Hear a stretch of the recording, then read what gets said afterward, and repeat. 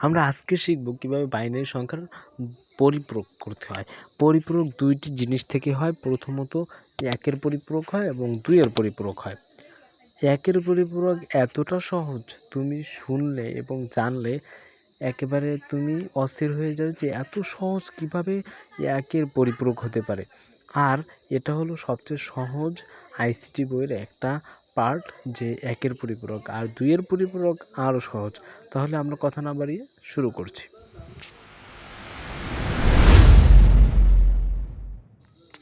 একের পরিপূরক হলো আমাদের যে সংখ্যাটি কোশ্চেনে বা বাইনারিতে দেওয়া থাকবে সেই সংখ্যাটির সম্পূর্ণ বিপরীত একটি সংখ্যা লিখতে হবে।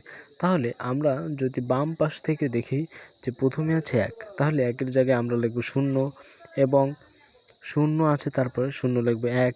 এরকম করে করে সম্পূর্ণ বিপরীত সাইন আমরা ব্যবহার করলেই কিন্তু 1-এর পরিপূরকটা আমরা শেষ করতে পারবো।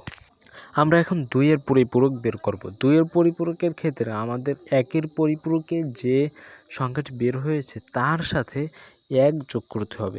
তাহলে আমরা 1 যোগ করি। 1 যোগ করলে উপরে আমাদের আছে 0, তাহলে নেমে যাবে 1।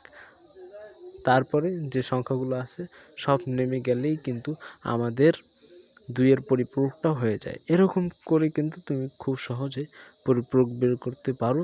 তোমাকে শুধু মনে রাখতে হবে 1-এর ক্ষেত্রে সম্পূর্ণ বিপরীত এবং 2-এর ক্ষেত্রে সম্পূর্ণ 1 যোগ করতে হবে।